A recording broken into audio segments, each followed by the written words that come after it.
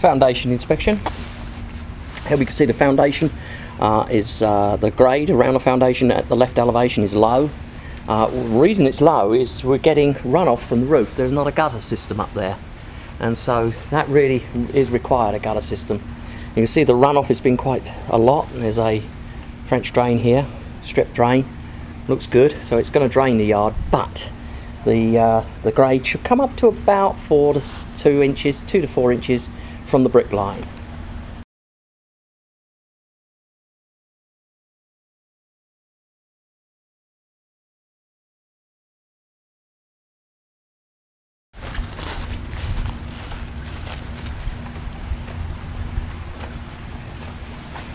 Now moving to the rear elevation.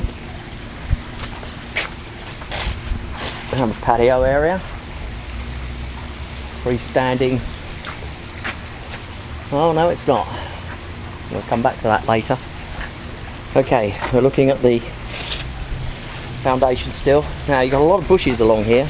Bushes are not good against the foundation. They allow insects and creatures to get onto the brickwork, but they also expirate a lot of water. And at this elevation here, we've got an exposed post-tension cable end here that needs to be covered.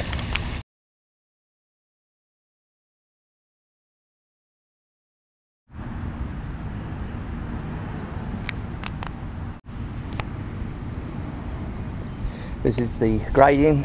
We've been all the way around. Grading's good. We haven't got too many big trees in the yard. That's good. Keeping them all short and like they are here. Don't let them get too big. They won't remove too much water from your soils. We have good grading on the left and right elevations, sloping away from the house as it should be.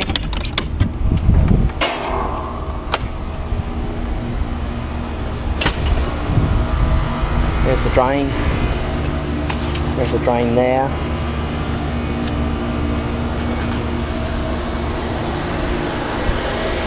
And at the rear it's largely taken up by a pool.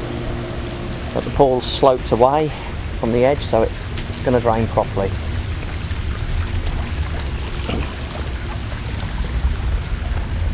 We're at the rear elevation. Got some large trees in the yard. This one really could be further away from the building, but you know, it's probably here when the house was built.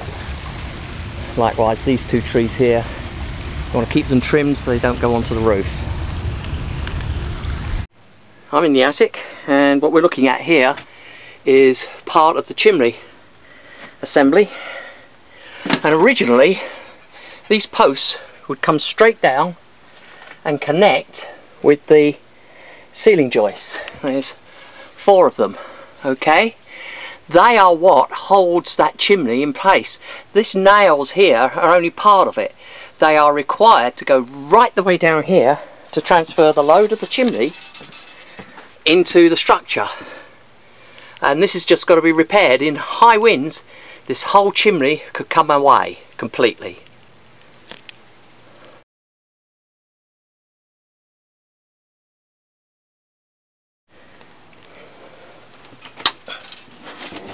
This is the attic inspection.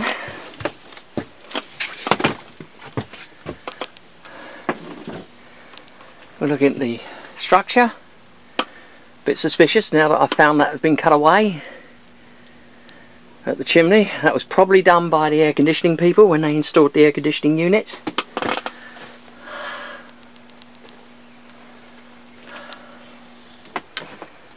The rest of it looks okay from what I can see. I can't go off the form boards, by the way, service boards. But I'm going to write in the report I recommend that a roofer inspects the structural integrity of this chimney and the rest of the attic too, because looking at things like that does concern me.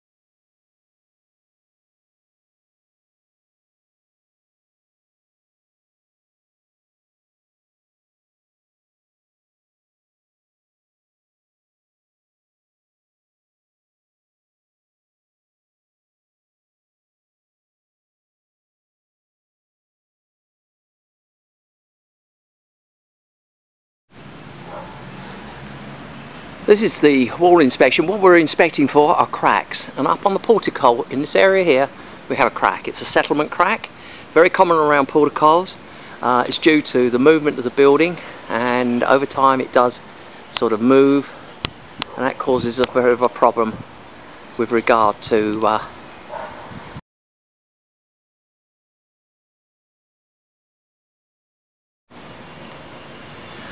now, when structures move in this part of the world, it's the brickwork that shows it, not the foundation. Everybody says, oh, the foundation.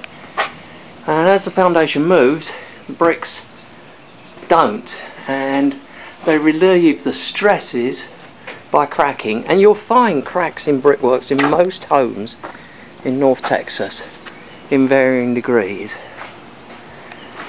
The thing to do is to keep the foundation as stable as possible to minimise the likelihood of cracking. Here we've got cracking down here, and it's going to allow water in and it's going to further deteriorate, so that needs to be repointed.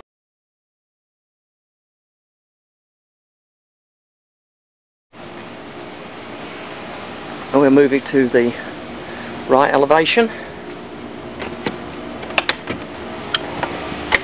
And again we're looking for cracks, and you can see here we have some cracks running down the wall to the foundation here. There's no cracks in the foundation, it's just in the wall, and that's just a little bit of settlement. Nothing really to be worried about, although you should observe it at most times. You know, pay attention to your house, look what's going on. See here, we've got another crack here that's running up the foundation towards that window. This one's running up the foundation away from it. What that tells us is that this part of the foundation is moving. That's moving down in that direction, that's moving down in that direction. Now that's probably due to the drought conditions we're all suffering at the moment. Drought around here is very bad, and as a result the buildings are sinking. And as I said, the foundations don't move. The bricks don't move with the foundation, they just crack to relieve the stresses. We'll move it to the right elevation. Sorry, the rear elevation.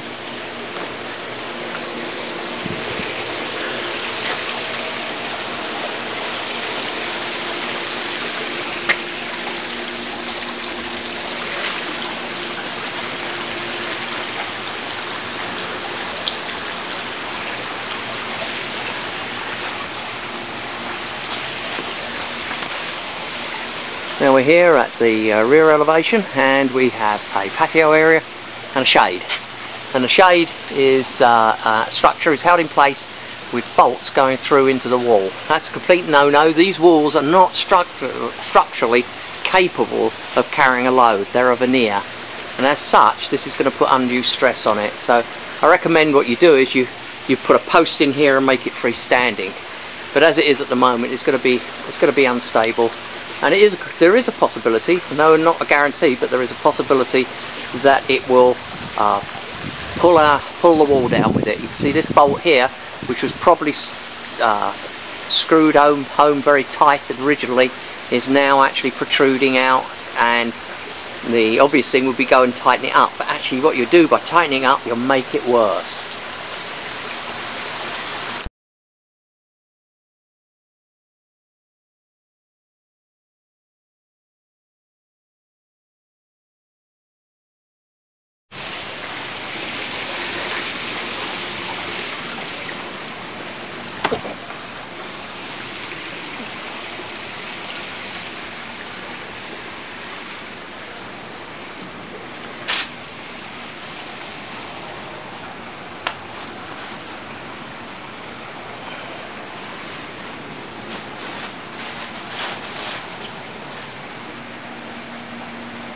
Now we're just down by the fence, and we've got a hole in the mortar here. That needs to be fixed.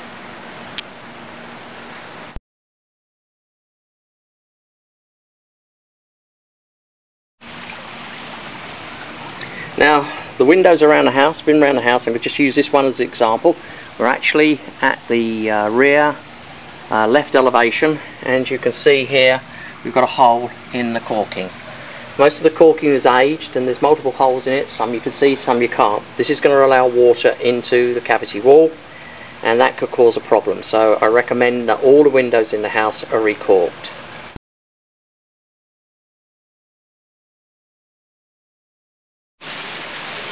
We're at the yard door, and this window here is double glazed.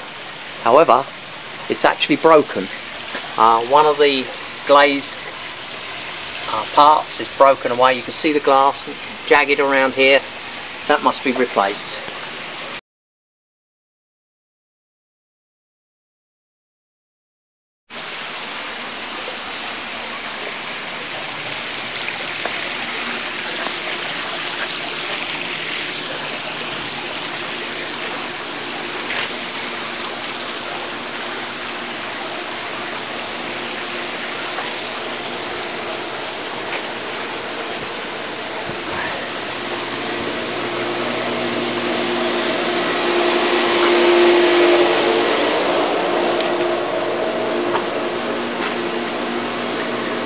We have a damaged screen here.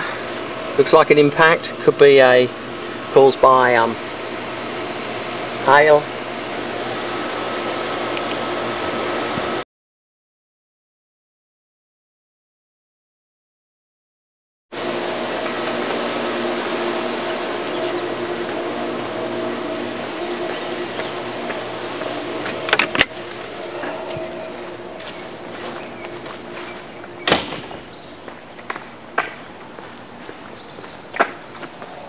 Hi Ramesh, how are you doing? Very good. How are you? Yeah, very well, mate. Just, doing the windows at the moment. All of a sudden the weather getting changed. Yeah, it's gonna be quite a bad storm tonight. That's why I wanted to get this started so I could get the outside done.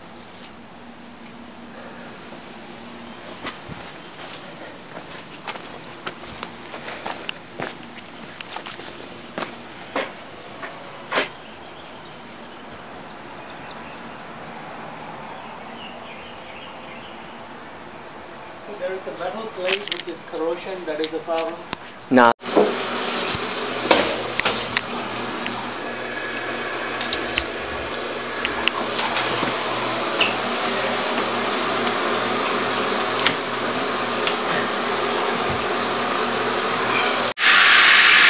is the tub in the ground floor.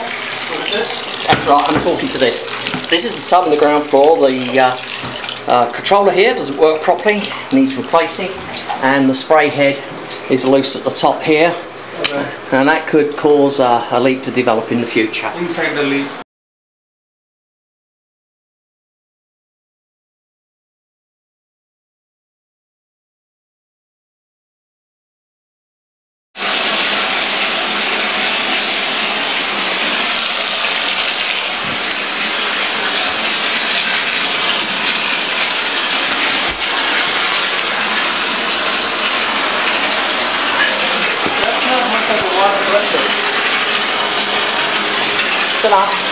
Because of the head. That type of head doesn't give you a problem with pressure. Oh. So that's the reason it's doing it. Let's turn it off. As long as you've got enough water coming out that you can take a shower, that's the test.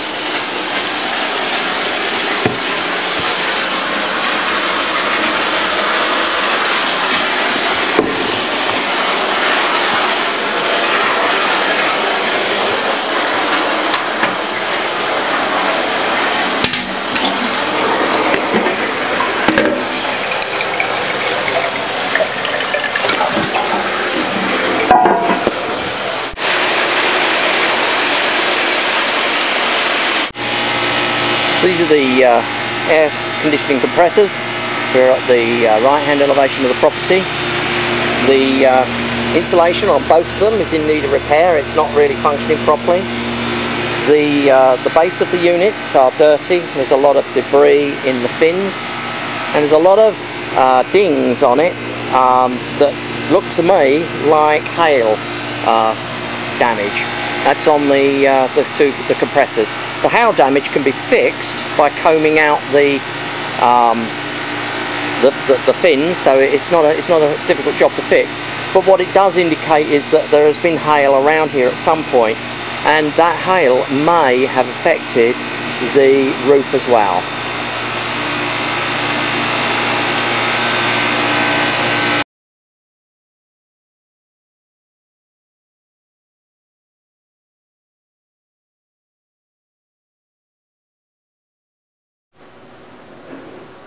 Return register 71.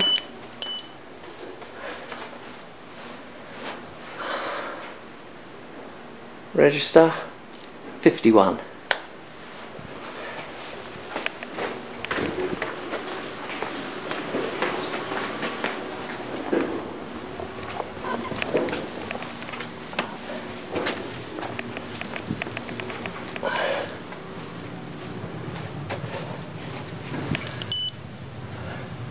Return register is 70 and the filter needs changing. It's actually not functioning correctly. And in here,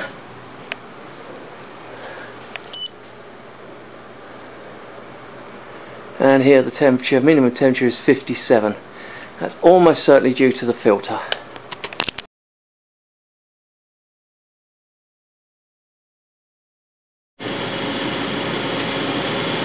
This is the furnace. You can see the blue light. It's flame, it's burning.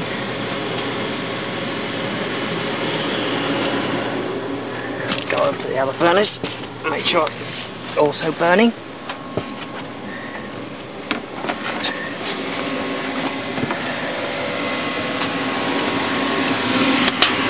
Yep, there it is, burning away.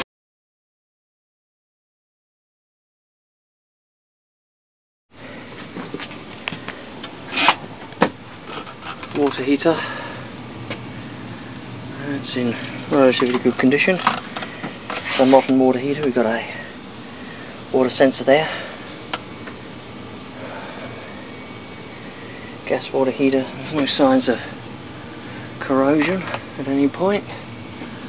Let's check the temperature pressure relief valve. We'll put the light down.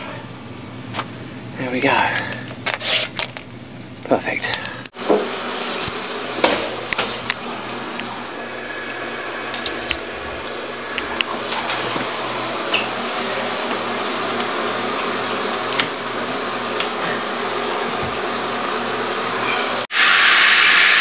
The tub in the ground floor. That's right, I'm talking to this. This is the tub in the ground floor. The controller here doesn't work properly, needs replacing, and the spray head is loose at the top here, and that could cause a leak to develop in the future. Inside the leak.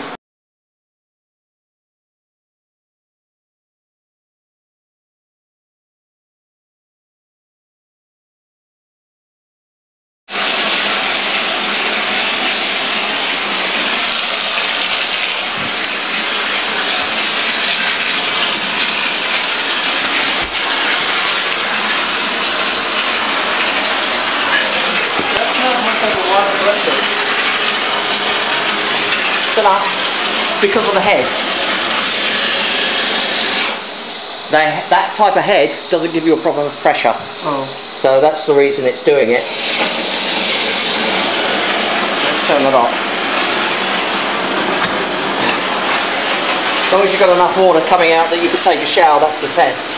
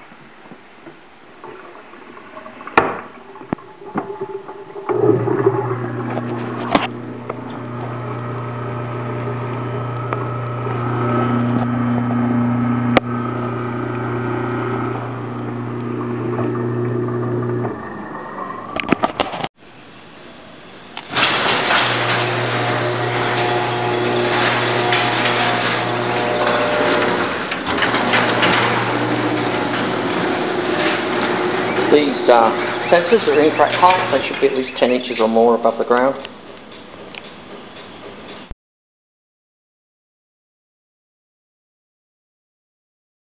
Pay me like $5 an hour or something so that So you can do something, that's right. you know, so that I don't feel guilt, you know. I know the feeling. That's right, you stand around and you think, I should be doing something. Yeah, I should be doing something. Well, what we're doing here is we're looking at the pool, and we're going to first...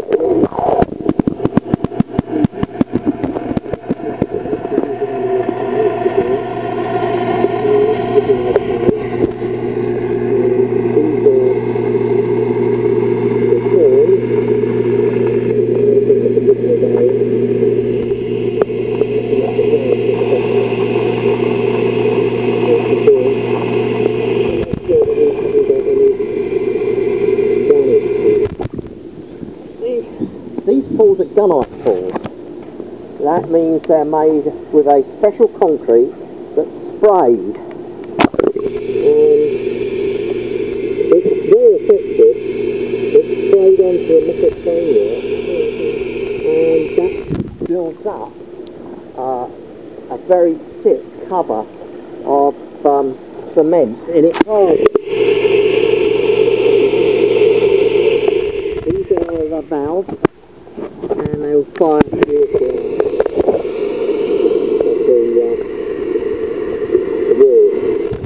I mean, if we're running at the present time, they'll be controlled by that stove you have your hands on the But what I'm interested in is its structural appearance. This is a skimmer, needs cleaning. There's a basket in the bottom there. Nearly empty that. It skims the leaves from the top of the pool. The area to be concerned about when you live here is the coating all the way around here. You see here, you've got little keyholes. Yeah. Into there goes a safety fence. So if you've got children, you want to put the safety fence up. It's a very good thing to have. So far it's all looking very good. This neat.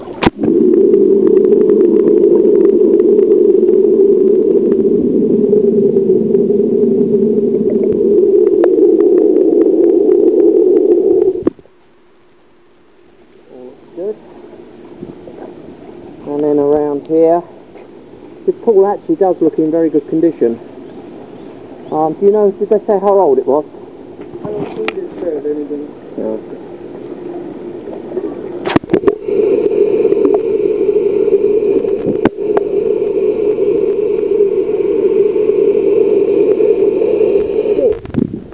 Yeah, you just, you know, on a weekly basis, pull out the basket. So grab that handle there. Handle, grab the handle. I'm sorry? Handle. Look at the handle on the top there. No, yeah, in there, where you put your hand. Oh, here? No, here, look. Oh, whoa, whoa, whoa. That's how you get it all out. Pretty good, huh? Yeah.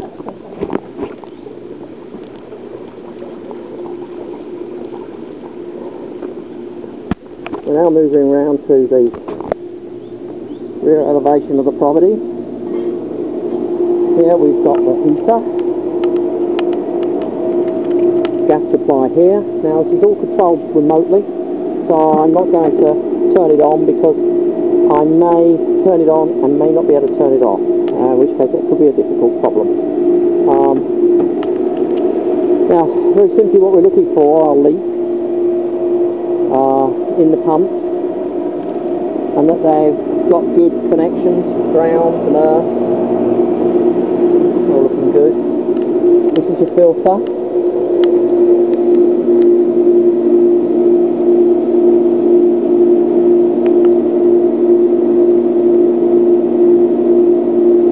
It has filter elements in there which are changeable.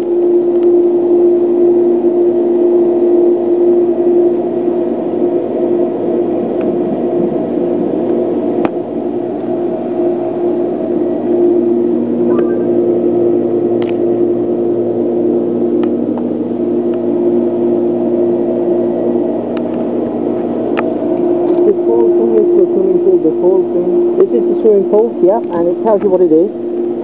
So, this is taking the water back to the spa, okay? This is the water feature for the spa. This is the waterfalls, that goes back to the waterfalls. And that's the waterfall's function, so it's pulling it from the waterfall. And this pump here pumps the water for the swimming pool into the filter, comes back out, and then back to the pool. And here are the skimmers. You could turn the skimmers on and off. Most times they're left running. Okay. But you know, when you move in... No, these are just... Yeah, well, they're filter pumps. There's a filter in there, and it's a pump, and that's just debris that's been caught in the water. The water's just spinning around inside there. Now, this equipment was running when I came here, so I haven't turned it on or off, because normally what we do is we leave it as is, and what we're searching for are issues in terms of the construction, how it's been put together, whether it's broken and stuff like that. What I recommend you do when you take possession of the property, you get in touch with me. I'll put you in touch with a pool guy, Universal Pools, Matt Snyder, and he can help you look after your equipment. Seriously, don't even try to look after it yourself. Okay. Have a pool guy. It's a pain in the arse. Really? Really. I had one, we filled it in. Because we travel a lot, right? Okay. And you got kids? Yeah, I got 2 kids. Yeah, you got 2 kids. So you want it up and running, you're buying a house with a pool, you want it up and running, you've got these leaves up here, it could turn into the Black Lagoon overnight. Really? Yeah, and then you have to shock it with loads of chemicals, and then you can't use it. Get a pool guy. They come once a week. It seems expensive. Okay. Trust me, it's not. It's worth every penny. So how much